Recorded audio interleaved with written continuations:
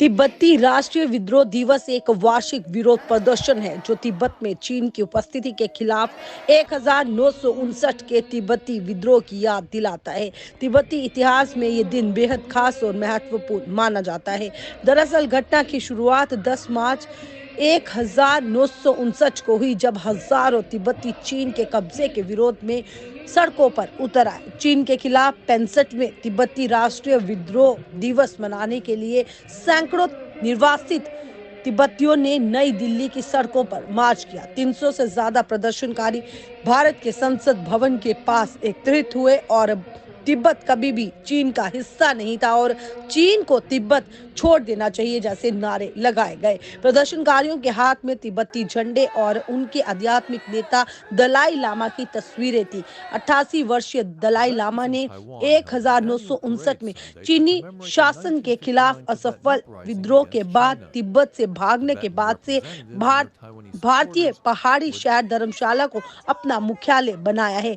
भारत तिब्बत को चीन का हिस्सा मानता है, हालांकि ये तिब्बती निर्वासितों की मेजबानी करता है। दलाई लामा चीन के इस दावे से इनकार करते हैं कि वह एक अलगाववादी हैं और कहते हैं कि वह सिर्फ तिब्बत की मूल बौद्ध संस्कृति की पर्याप्त संविधान और सुरक्षा की वकालत करते हैं। भारत में निर्वासित तिब्बती सरकार चीन पर तिब्बत में लोगों को सबसे बुनियादी मानवाधिकारों से वंचित करने और तिब्बती पहचान को सख्ती से खत्म करने का आरोप लगाती है।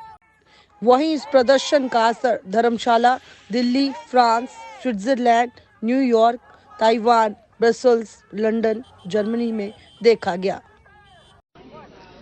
Hello everyone, we're SFT Minnesota and we're here in New York for the March 10th Tibetan Uprising Day. March 10th is Tibetan Uprising Day when Tibetans across the entire world rise up and protest against the oppressions of our brothers and sisters in Tibet by the CCP. On March 10th, we reunite as a community with no difference and one dream. The first ever March 10th took place in 1959 in Lhasa, Tibet. After years of turmoil and despotism, Tibetans were experiencing high tensions and concern for the safety of their land and country. When they heard that Chinese were planning on assassinating His Holiness at the cultural party arranged by the CCP, Tibetans were enraged and distressed.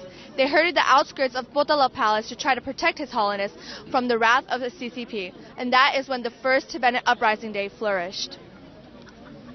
These days we continue to protest and commemorate the thousands of lives lost during the first uprising to fight for the reclamation of our motherland.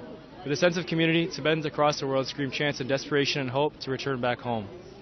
Hegelo!